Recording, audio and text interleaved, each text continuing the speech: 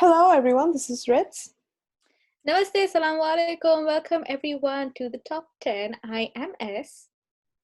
and today we will be talking about the top 10 problematic tropes in IPK. Yes, For as much as I love this show, there was a shit ton of the content in it that bugs me, so we wanted to discuss some of those today. absolutely. And I think you can always you can always be a watchful person when you're consuming media is when you can healthily criticize it for things that did not work out. I think that works in creating a more aware audience and that results in creating more aware media. Absolutely. I think there's very little content that's unproblematic, so the content you consume doesn't have to be perfect. You just have to be aware of what's not perfect in it. All right, my first problematic trope is the way Kushi's character is treated down the line. The fact that she's a victim who got manipulated into being a pawn to Sham's plot, whatever it might have been, and the fact that she suffers not only at the hands of Sham but Arnav, who she eventually ends up with, the and everyone else. She gets mistreated by most characters in the show, I think, except NK. If I have to guess, every other character in the show, And Shashi. and Shashi, yes, um, every other character in the show victimizes her in some sort of way, and it's never explored. The fact that she is never allowed space to be angry about any of this. She's never allowed to grieve the things that she's lost. How do I put this? Like the fact that it becomes at some point Arnav's story. It's never, yeah, the fact that Kushi is never given space to be angry, to grieve, all the things that she kind of lost out on, to be honest. Like she's never going to have that first love that's tainted to a certain extent by all the trauma. She is, there's a lot that she there's a lot of trauma associated with her interactions with Sham. Harassment. He threatens her with physical harm. He certainly causes emotional harm, and none of this is explored or dealt with. It's a lot of how everything affects everyone else. How Anjali's suffering, how Arnav's suffering, but Kushi's never given time to be angry with everyone that caused her hurt, that caused her trauma, and she's never even allowed to be sad about it. I don't think there's many instances where she explores the isolation of her marriage. There's so many things that go wrong in her life because of actions taken by other people that she has so little control over, and we're never given a glimpse into what that does to her. And to me that's very problematic because some of these things almost get brushed away as if they were nothing. It's fine because she's kind of like, one of those punching bags that just keeps coming back, and it's okay because she is resilient, and it's never okay no matter how resilient the other person is. I cannot agree enough. It's like when Rid says things like this, I feel like I found a lost soul sister somewhere because it is so important, especially as a woman, to understand why these things are problematic. Kushi spends more time grieving the fact that Arnav did not listen to her and walked away to the airport than grieving her loss of agency, her sudden marriage, her being disowned by her family, which speaks volumes. In fact, one scene, when Ritz, when you were talking about this, one scene that I remember that I have a lot of problem digesting is after Arnav forcibly marries Kushi, he apparently goes out on a drive and he encounters Sham on the way. That conversation, I would call it like a dick fight, is what happens between Arnav and Sham. Because Sham is like, how could he take my love? And Arnav is like, don't look at my wife. And I'm like, do you guys realize you're talking about Kushi being a pawn to either one's schemes? That's literally what that whole conversation happened.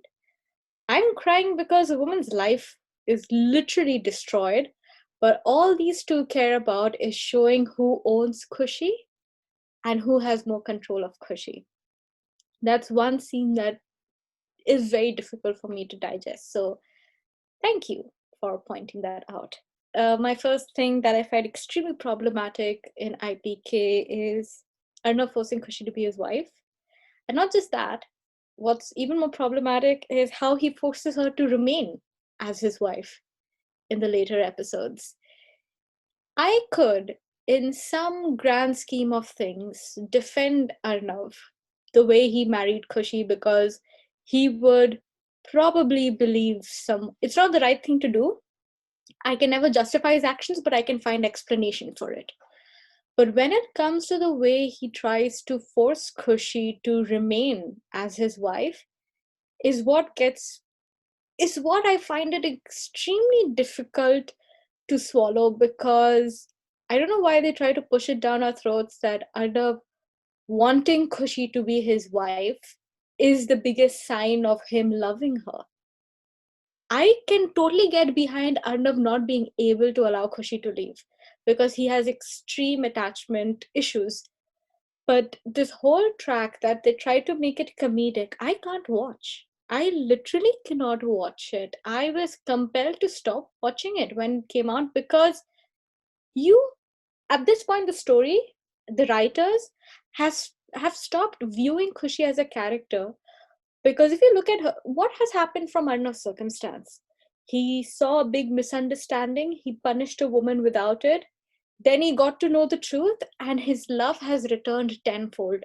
What has happened on Kushi's standpoint?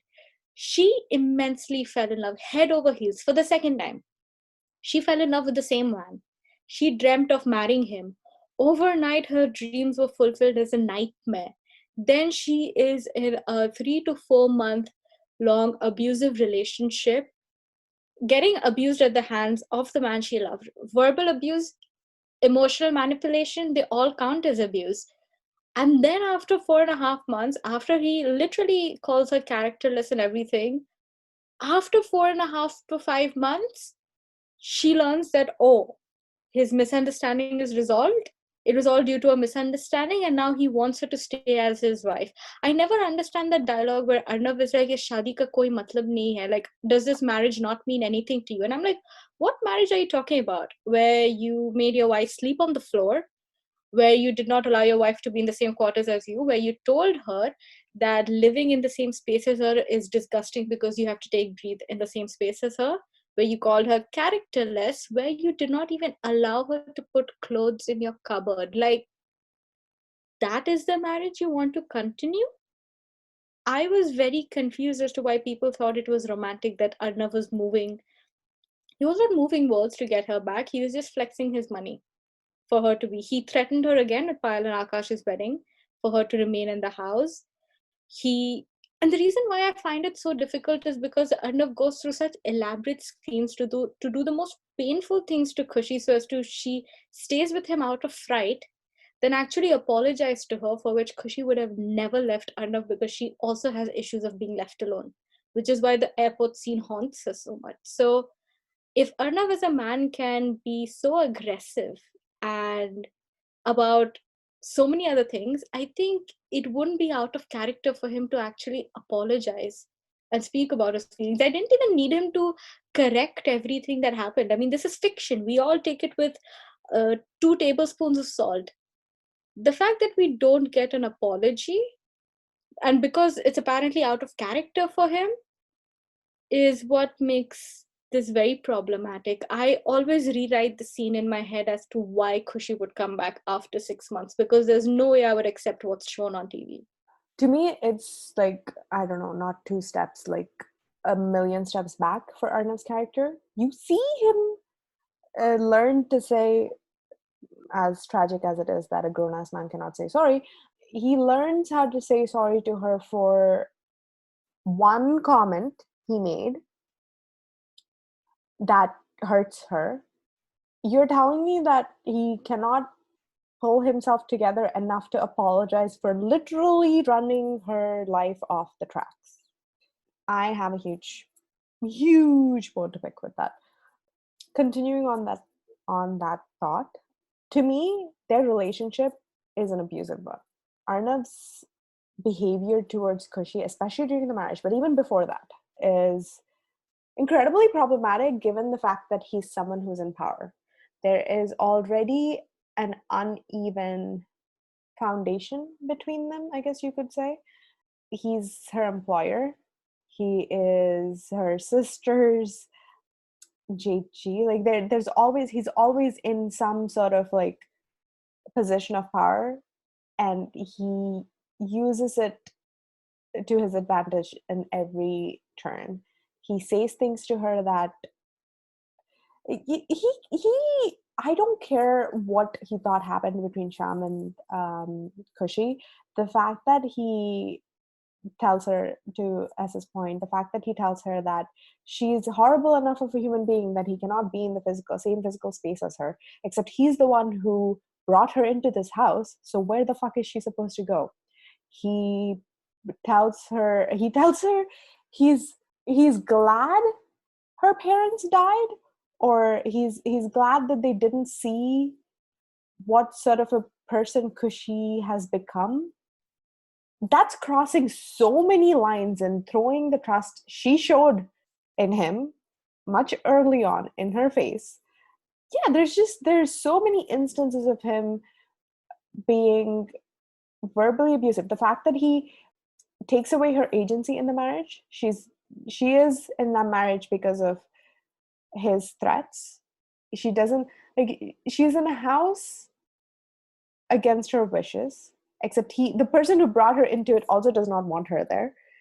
She cannot go to anyone for advice or help because he promised to make her pay for it if she were to ever reveal the truth. She's the one everyone blames for the wedding, and he never corrects it. She gets physically abused by her family because of what he did, and still there's no change in course. There's just a lot of, I'll get to this like later on, but to me this is a relationship that it didn't start on good grounds. I cannot agree enough with that. And probably like see, abuse does not take shape in a specific form. Abuse does not mean it'll happen in one specific way. I would always highly recommend everyone to research the kinds of abuse that can happen in a relationship between two partners. But I think one of the reasons why Ridz and I specifically state their marriage being abusive is because Arnav so much tells Kushi that the way he's misbehaving with her is a result of her actions without telling her what she did. And that is classic one-on-one abusive behavior, where you tell your partner that you're misbehaving with them because of their faults and their mistakes. And that is what's like, he always tells her, Mujhe tumse shadi karni padi. I had to marry you. I'm treating you this way because of you. But he does not tell her what she does. And placing the blame of your misbehavior on the victim, that is a classic sign of you need help. You need to get out of this marriage. And then my next point is, one thing I find very problematic is the lack of healing, accountability, and apology for Kushi, to Kushi. It happens with almost everyone in her life. It kind of ties into Ritz's first point of Kushi not existing as a character, is that people apologize to Arnav when something wrong happens. Nobody apologizes to Kushi when something wrong happens. Kushi has the sole burden of fixing everything, but people who have broken her have no responsibility to say sorry to her. I will start off with Buaji. I'm not talking about the first few. I'm not talking about the first few episodes where Buaji says shit ton of crap to her, but Buaji nearly destroyed her niece's life by forcibly getting her married to an already married man. At no point in the show does Buaji ever apologize to Kushi for that happening. I don't care if it's more practical that way or anything. I mean, it's all fiction. If we can see a woman falling into a man's arms at a random fashion show, we can see one scene where Buaji apologizes to Kushi for trying to take control of her life. We don't see a single scene of that, and that breaks my heart. I'm like, 99% of the problems happen because Buaji forced Kushi to get engaged to Sham. Had that not been the case, it wouldn't have been a problem. Also, what I really get upset is Garima does not realize that putting pressure on Kushi to not tell the truth about Sham also destroys Kushi's life. I'm not saying that Garima needs to know the intricacies of marriage. It's very true. A lot of people don't tell the details of their marriage to their family. But Garima never apologizes to either of her daughters. Both of their weddings, both of their marriages is at stake when Sham's whole truth comes out. I don't understand this thing of the woman's family not learning about the troubles, only the man's family knowing about the trouble. I know this might be more, again, this might be more practical, but we've seen a lot more impractical things happen in the show. I don't know why this one thing that could have promoted a good message did not exist. I also do not see one thing that keeps on bothering me is the night after Arnav and Kushi get married. The whole family is so ruthless to her, her own sister included. They descend on her like a pack of wolves. And all of them must apologize to Kushi for their behavior, but nobody does. In fact, Kushi has to go around begging people for forgiveness. So much so that even when Dadi came and told Arnav about this whole crap, the first thing Kushi tells Arnav when they're back in their room is, I am sorry because the family is breaking because of me. I'm tearing my head out. Why? But the thing that pisses me off in IPK is that no one says sorry to Kushi when they've all done crap with her. Dadi included. Kushi almost behaves with Dadi like she deserves that sort of ill behavior, and we all hail Arnav for doing the bare minimum. That pisses me off extremely. Yeah, a lot of characters owed a lot of apologies to Kushi that never came. And the even worse, she never expects it as a character. I mean, I'm not saying people who are on the other end of a relationship like this or in any way, shape, or form should hold any accountability for it. It's more so that they never took that opportunity to show that what was done was wrong. She deserved the acknowledgement and an apology for having been put through that. All right, my next point. The amount of workplace issues that go unacknowledged during the entire tenure of Kushi's employment anywhere. Beginning with the fact that he lets, well, where do I begin? Okay. He lets her drop from a first floor. She could have broken many bones. He sends her into he he forces her to wear an outfit that he knows she will be extremely uncomfortable being in. He makes her stand in the rain and direct vehicles. One, that's not a part of her job. Two, that shouldn't be anyone's job. He makes her go to a place that's could be physically harmful to her. Granted, I will give him that he might not have known. He's responsible for his employees' safety. We just finished recording an episode for the storeroom scene. The fact that he corners her, the fact that he takes away the means of communication that she has. She's not an employee at this point, but you see what I mean. Like there's just a long laundry list of events that happen at the workplace that could have led to many lawsuits and Kushi becoming a millionaire if I was her friend or I could have found her a competent lawyer.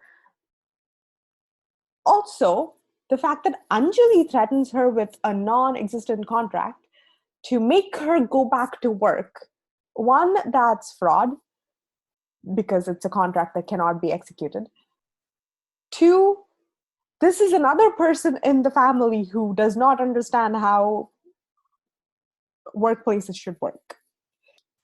This is just to state a few instances. I'm sure I can come up with many more about how the workplace is not run the way it's supposed to be. But just the fact that all of this is just brushed away as if it's just a naturally occurring event at AR. And if it is, then that's a company that should be shut down.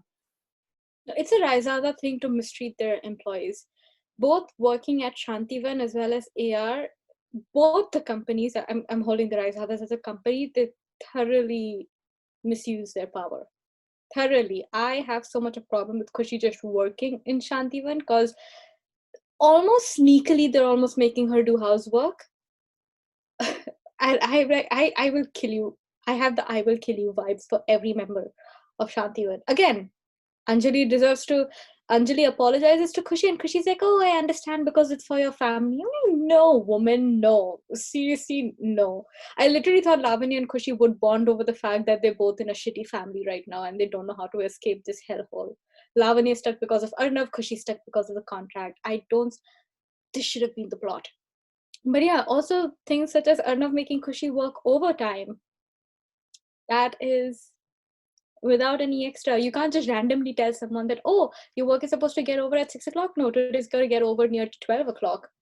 And there are no ramifications for that. Anyways, my next point is being a bahu is of supreme. Marriage has a whole together toxic level of importance in this show.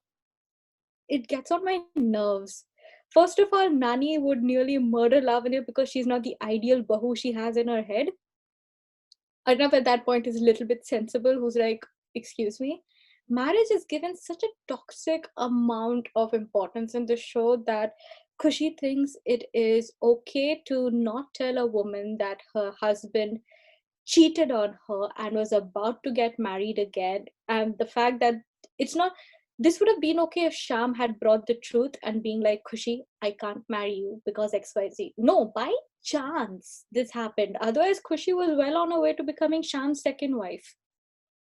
And the fact that everyone thought it's better to, Kushi took that decision that it's better to not tell Anjali about Sham because more prominence should be given to Anjali's relationship to Sham. I'm like, you should tell her. She has the right to know if her husband is such a piece of shit. That's there. And then even later in the show, things progressively start getting worse. I mean, you can say Kushi was also motivated by Payal and Akash's marriage, but she keeps on saying that she also did this for the sake of Anjali, and I cannot buy that. Even later in the show, Nani approves of this decision because she tells that Kushi and Payal were doing what good bahus should do. They were trying to hold the family together. My head was spinning. Akash at one point yells at Payal for not being a good bahu and for caring about her own sister more than caring for Anjali. I did not get around that. And also the fact that it was completely okay for Akash to misbehave with his wife, not to the extent Arnav does, but like not talk to her properly, snap at her because Payal did not say something that was important. Like, they could have had cracks in their marriage for sure, but the way it was shown was very toxic, and that Payal had to repeatedly apologize, and Akash being like, "Okay, I will give you a chance for this marriage to work." And the very next day, he hides the whole thing about their family secret of Dadi and everything of the Subhadra wala Dadi to Payal because he can do that. I found that extremely problematic, and this just compounds over time that being a bahu is most important. Like Kushi found that it was better to bring back Sham because she believes in him, because a bahu is the epitome of forgiveness and doing anything to make a family stick. I gave up at that point when Kushi brought Sham back into the household because that is what a good bahu should do, because Anjali is more important because she's Arnav's sister. That got me extremely upset. Maybe it's practical, and it would have been practical if they showed that Kushi would not believe the man who molested and harassed her repeatedly. But no, Kushi apparently believes Sham. I have no words. I found that extremely problematic. This fitting Kushi and Payal into Bahu, because Bahu and marriage are the most important relationships in IPK. Yeah, I think when did I made this amazing point a while ago. Once you become a bahu, you give up your brain. That is the exchange you make when you cross that threshold. My next point: the amount of physical harm that's done to Kushi that never gets addressed. Arnav like he cannot physically hold himself back from grabbing her at every given turn, and they show that she has bruises from this, so it's clearly not a let me hold you so that I can talk to you. Grab. He's physically hurting her. The fact that he breaks her bangle, like he holds her hand hard enough that he breaks her bangle and hurts her. The the fact that she has to cover up with like her dupatta because she has bruises on her arms after I think this is the scene where he says sorry, like the day after that he hurts her while saying sorry. Amazing man. Later on, like when he like bends her, like he grabs her, twists her arm behind her back so much so that she yelps and hurts herself. She gets multiple like cuts because of him at some like at a certain point. He grabs her where she's hurt, like any also the fact that anytime this happens after that he looks remorseful, like he looks at her remorsefully, and we're supposed to think that's like, I don't know, like he needs to be given the Nobel Peace Prize for it.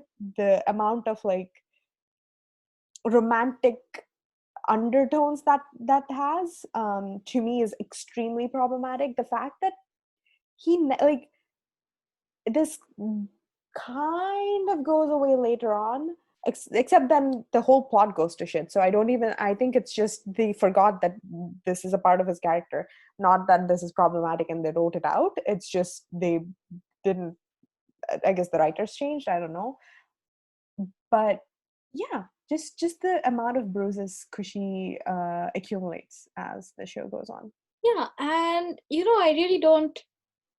All would have worked out if they just had one scene where someone would tell her, most probably Kushi, that it's not okay to grab her like that. It's not okay to end up with bruises. Where I just wish that if they acknowledged it, maybe Arnav realized, maybe Kushi told, maybe Anjali knocked some sense into him, whoever it is. But the fact that Kushi keeps on getting bruises, or she keeps on yelping. You should not yelp whenever your partner holds you. But Kushi keeps on yelping whenever Arnav holds her. That is not normal. And that should not happen. And he should know how to touch her gently, otherwise not touch her at all. We don't have a single scene. And what would have not given to see that single scene? Now, another thing that I found that they tried to make comedic and I did not like was the Sheetal track. I did not like it that a woman's insecurity in her marriage was treated as funny, whereas Arnav's insecurity in his marriage was treated as angsty. I'm like, why is this disparity? And main thing is they both doubt, right, whether or not their partner has some affection or previous affection, whatever. On the grand scheme of things, it's kind of on similar grounds. Yes, their progress in the relationship is wildly different, but I really did not like it how Kushi's insecurities were treated as a joke. I did not get it why Arnav's character was rewritten to make him more compatible with this newer modern woman and make Kushi a behenji and suddenly incompatible to the man that she had fought kidnappers and cheated death for. I did not get it why it was okay to tell why a woman's pain in a marriage is funny. I just did not understand. Like, even that whole scene of where every female family member in Arnav's life was commenting to Kushi how Arnav's ex's child exactly behaved like Arnav. I was shocked. I did not have words. Why it was okay for Kushi to imagine that Arnav would leave her because apparently she cooks oily food and Sheetal would cook better food. Like, it was done, it was in such poor taste. It was very problematic. It was made in such poor taste, and Arnav and Kushi was so in camp. Arnav as if could not even understand why his wife was being upset or troubled. It was, if your wife is going to the extent of taking a DNA test, you won't be upset on her because she doesn't believe you when you've been a great example of trust. You need to talk to her. You need to ask her where her insecurities are stemming from. Literally, the three saving graces of this whole track were the 3 points where Arnav and Kushi actually spoke to each other, where he asked her if she's leaving because he's afraid that Arav won't have a family figure, and he sits and he talks to her and he's like, they will solve this situation together. that's all it took for this track to be normal. But previous to this, I just could not understand what the hell was happening. Why is it comedic? Because she's having a breakdown because she thinks that Arav is Arnav's son, and it's all played off in comedy. And nobody in the family understands. When Arnav has a breakdown, everyone would cry around. Where Anjali has a breakdown, the whole family is broken. Over here, Kushi's having a breakdown because she does not know where her marriage is headed, and nobody understands. Ugh. Yep. So the also the fact that like they never addressed they didn't address any of like there were a lot of moments where Kushi was shown to be very immature, but also she was left out of the marriage during this track. Like there were a lot of scenes where for some random reason Arnav had this like amazing connection with Sheetal when he was supposed to be this like emo depressed guy during his teens and early 20s, and just excluded Kushi out of like a lot of things during this time as well. So her insecurity, while initially was very confusing to me, later on it was just Arnav behaving very weirdly towards his wife as well, like just almost forgetting her. I actually want to hold on to my last point, so why don't you go ahead with your ninth, and then I'll do honorable mentions. And Kushi's suicide attempt. Oh my god. Oh because my I god. forgot, I wiped it away from I my didn't have brain. words for this. Both Ridz and I went, oh god. The reason why my heart broke is suicide is very painful. To reach at that point in life is not because a person is weak, it's because you have to understand how much pain someone has gone through that they're ready to give up living. And then it's the loudest cry for help. Kushi needed a psychologist. She needed help. What did she get? Character assassination. I cannot fathom why they thought this is funny. Why they thought a woman writing down her last note, afraid, making note of every single thing in her room, where it goes, hugging her parents for the last time because she knows she's going to jump off a roof. I cannot. This is not a sudden attempt. Kushi's thinking through this in her head through all this while she's thinking what will happen when she's dead. So much so that even the husband that she's been in an abusive relationship of 4 months, she goes to him and she tells him to take care. She's just spreading love to everyone before she jumps off the roof. I cannot tell you how painful this moment is. And that they play it off as comedy. That it is funny. When Kushi was on the roof telling that no, she cannot jump because there are kids or it's too sunny, I was crying. Because to me, it looked like a woman who's not sure whether she still wants to jump off the roof and is trying to find the last few bare excuses to not die. And you made it funny.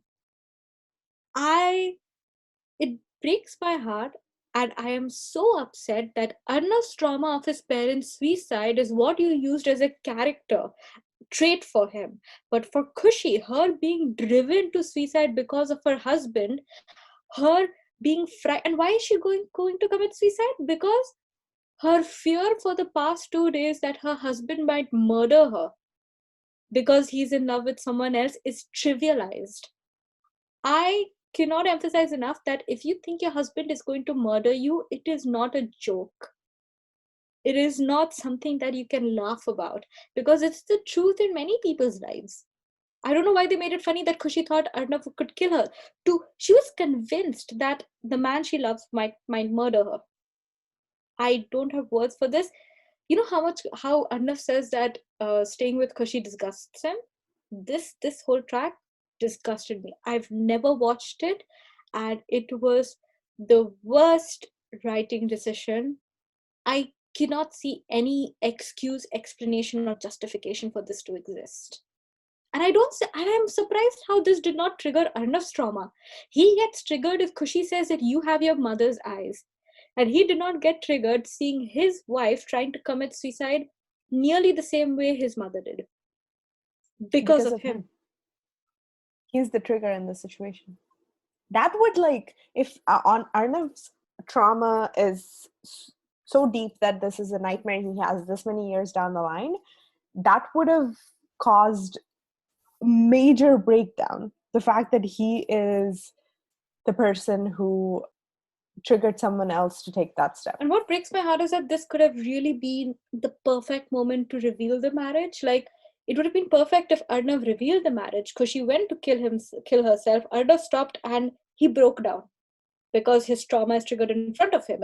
And that would have been the best way to show, because something big needed for the misunderstanding, for everything to crack down. And this was there. And they played it off as the fact that Kushi's suicidal and it's never addressed. It's never addressed again that she's suicidal, that this is a woman who can plan the end of her own life. My one honorable mention is the fact that at the end of the day, everyone ends up being Sham's victim except the original victim, which is Kushi. No one acknowledges the fact that Sham harassed her, threatened her with sexual abuse. The fact that she was just the first person that this started off with. When it all gets wrapped up, you're supposed to feel bad for Anjali, for the child, for Arnav, because he's stuck in this like in between situation. But they never bring up the fact that Kushi was traumatized by Sham. Yeah. If I could edit it, I would edit Anjali slapping Sham for misbehaving with Kushi as well. My last point is, oh my god, I'm trying so much to keep this in time, but dil ki bhadaas hai ye. That's fine. Is dubious consent. Suhagrat attempt 1 and 2 at the hut, and God knows what the hell happens at Janmashtami. I have the one reason why I stuck to IPK, irrespective of everything, is because the chemistry that they both share is always mutual. Diwali burned into my memory because of what it was. And I'm invested in the show because at the end of the day, these two people love each other and they will find a way out of everything. These two scenes stick out like sore thumb, and I have no idea what was happening. At the hut, logically, it does not make sense. That will come in another top 10 logically stupid scenes. Kushi is not ready to consummate or take the relation wherever. She is showing signs of aversion, signs of clearly she's saying no. She's uncomfortable when Arnav is close to her. She's frowning, she's stepping back, she does not want to be in the same physical space. And she's just uncomfortable. Like, if we still cut out a few shots, you could say that, okay, maybe because she's feeling shy and hesitant. Maybe. In the second one, Suhagrat attempt 2, that I name it, where in Janmashtami, I don't get it that when Kushi tells Arnav that we have not done anything as husband and wife, I can take the comedy until some point. Because I always thought it will end with Arnav, teasing her about Suhagrat, but then actually being something sweet, having a conversation about how their relationship truly needs more foundation before they can do anything. But no, Kushi is not ready to sleep with him, but he decorates the bed. She's not ready to sleep with him.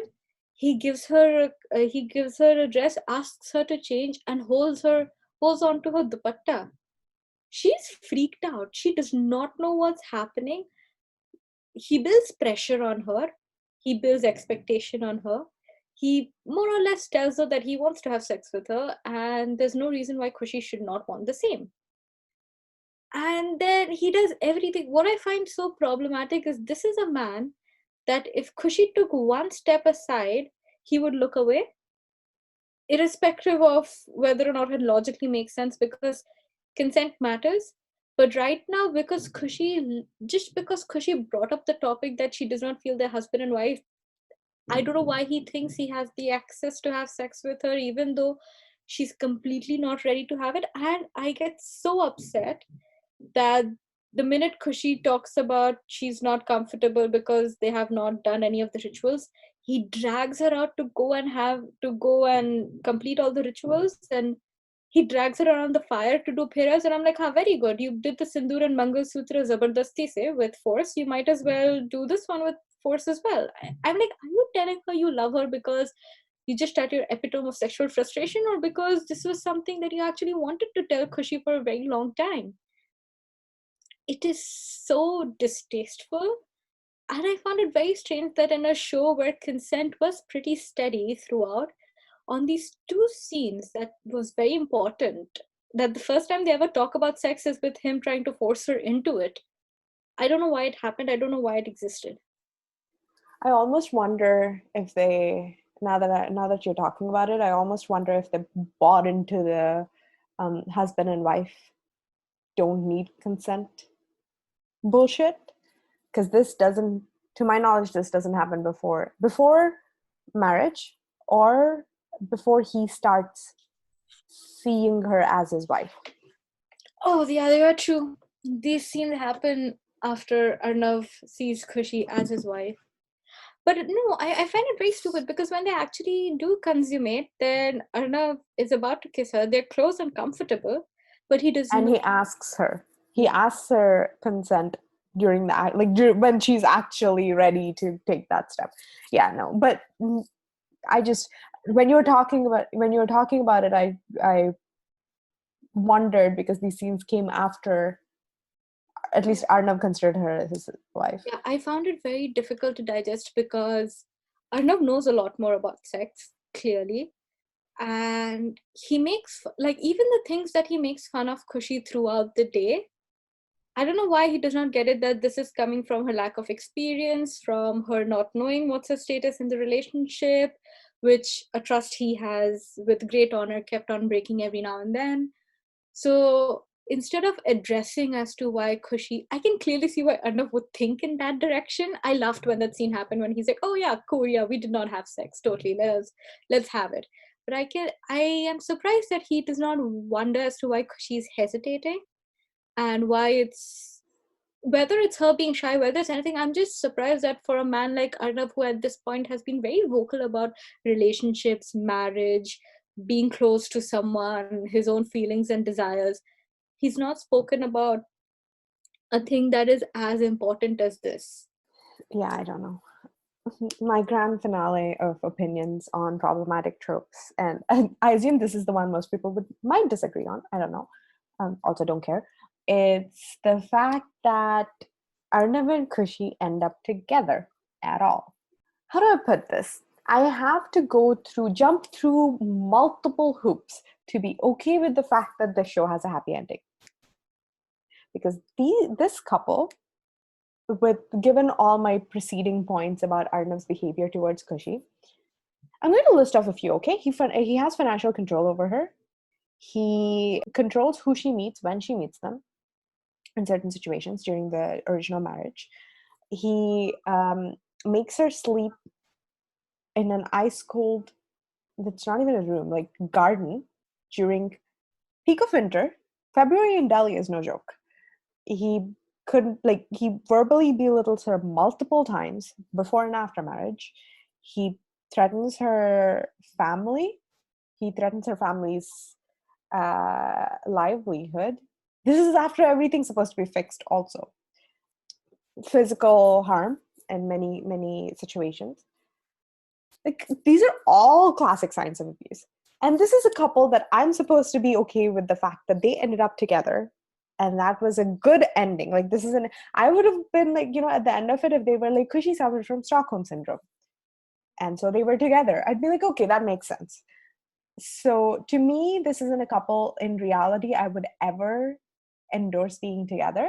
So the fact that they ended up together at the end of this is, to me, also problematic. I will leave everyone else to their own opinion.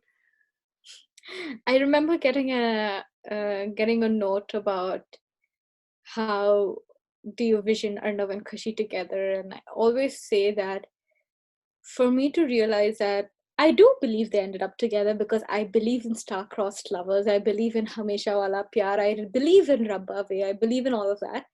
But I also believe that they went through intense therapy and counseling.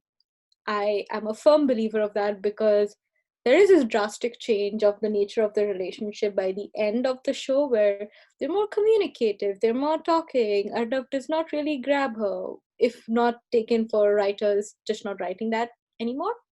Arnav does not really grab her. They actually talk about their issues, they comfort each other. And I'm like, this growth is not because they're always with each other. I will definitely assume that they went for counseling. Same with Akash and Payal also. I think they also went through a speed bump in their marriage, and then suddenly they all become happy and nice together.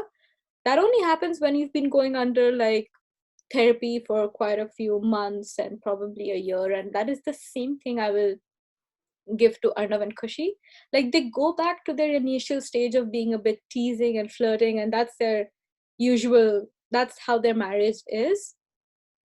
I would definitely attribute that to therapy and a lot of work done off screen, which I wish was shown on screen, that how a marriage is repaired. We never see that on screen. But for the cracks that are shown in the show, like this, like remember, there's a massive dissonance between Arnav threatening her to tell her family, which includes a father paralyzed with heart issues, about how dangerously they eloped and got married, to the next scene of Kushi decorating the whole house of for Raksha Bandhan and Arnav buying her gifts and Kushi being happy and hugging him. And I'm like, okay, maybe we have lost like 6 months in between. That has happened. But yeah, definitely this is a couple, you have to realize that this love story can come true when they have gone for intense therapy and marriage counseling and things like that. All of that has had to have happened.